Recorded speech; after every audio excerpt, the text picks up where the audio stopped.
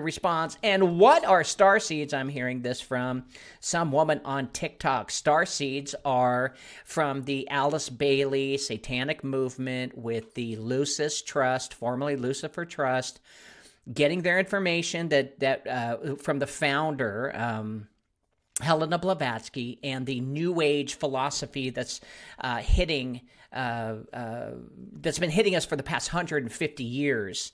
And so star children are supposedly, according to New Age, you're either born a star child where naturally in the element of, the universe, a sophisticated, smart, and a leader, right, is born. They call them star childs. And also those that are genetically modified or taken by aliens, they call them star children too. But yeah, star child, it's been around for a long time. Just go into the UFO community and you will meet one.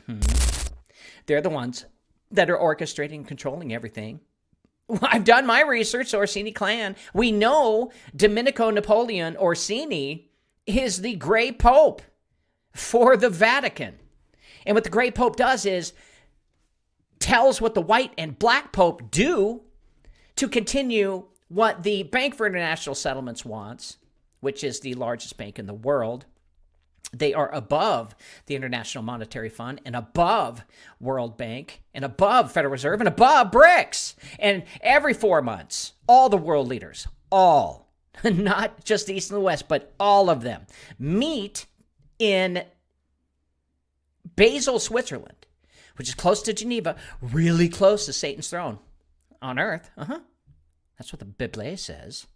And they discuss what's next on the game plan for the fallen angels that are now working in conjunction with man to give us technology so they can enslave us. Boy, that just went right into a segue group. Now, the Groyper War, there was an actual war between them and some of the right-wing political people. And there's a war that began in the fall of 2019 when Fuentes and his followers, known as Groypers, launched a social media campaign targeting Turning Point USA's Culture War College Tour, led by Charlie Kirk. This is why they're blowing up the internet right now because, well, Nick Fuentes and Charlie Kirk, according to Nick, were mortal enemies. He thinks that Kirk didn't go far enough in his work. And let me tell you this, Nick Fuentes and the Groypers hate Israel, completely hates Israel. So I can agree with that one because anytime you mention Israel, well, soon they're going to take your passport away now if you say anything bad about Israel. Now, Pepe the Frog, okay, remember we started seeing that during the Q movement. All right, originally came from Matt Fury's Comic Boys Club in 2005. And by the 2010s, internet boards like 4chan had adopted Pepe as a kind of blank canvas. And out of that chaos, and again, we'll talk about the black nobilities here coming soon. But we got to find out, what does the Groypers have to do with Pepe the Frog, right? Now, out of the chaos, different factions began weaponizing Pepe, the alt-right conspiracy communities, and later Q-aligned groups. And Pepe became the meme that could mean anything. That flexibility made it perfect for Tavistock-style psychological operations because it allowed multiple movements to project their identity into a single image. Now, when the Q movement rose after 2017, Pepe was actually everywhere. And patriots, digital soldiers, and meme warriors rallied all around it. And yes, I'm right that Tavistock Institute and its network have long been experts in cultural engineering. Nobody's even heard of the Tavistock Institute.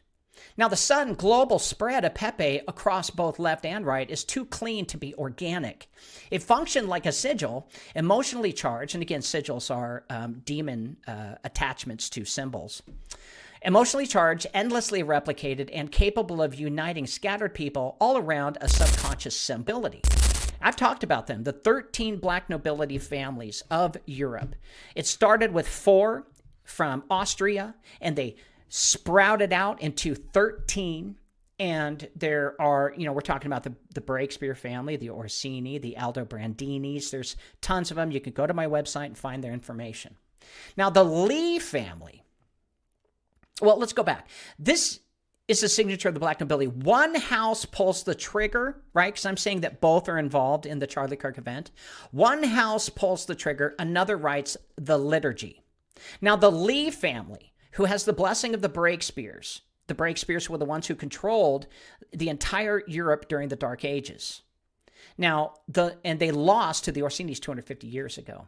Now, the Lee family, with its centuries of bloodline ties to intelligence, banking, and assassinations, they open the vacuum with violence. And the Orsini, Rome's shadow priests, they step in with the replacement.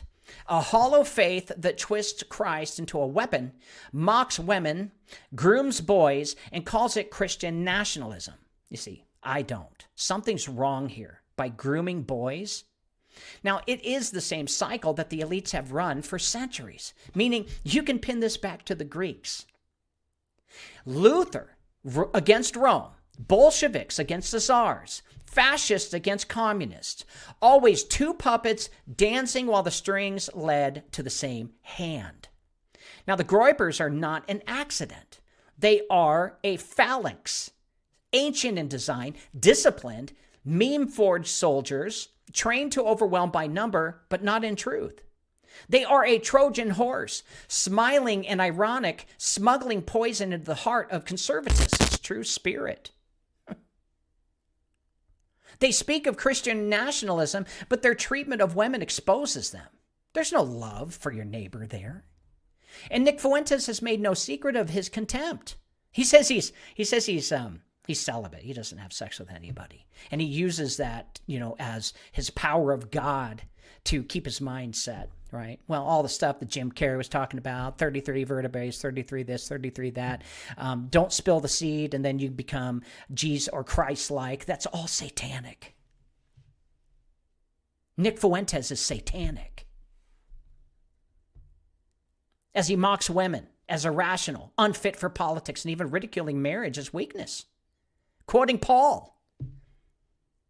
His followers echo him, exalting celibacy, but not as devotion to God, but as a sneer at creation itself.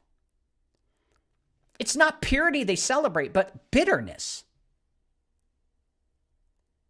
And bitterness always turns against the image bearers of God.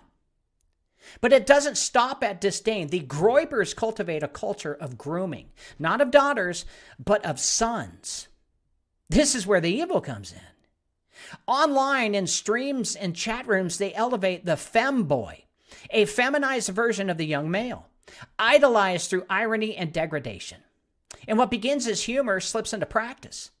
Effeminate behavior is encouraged, gender inversion is paraded, and submission becomes initiation. That's not accident. That's a ritual. It's satanic to groom someone.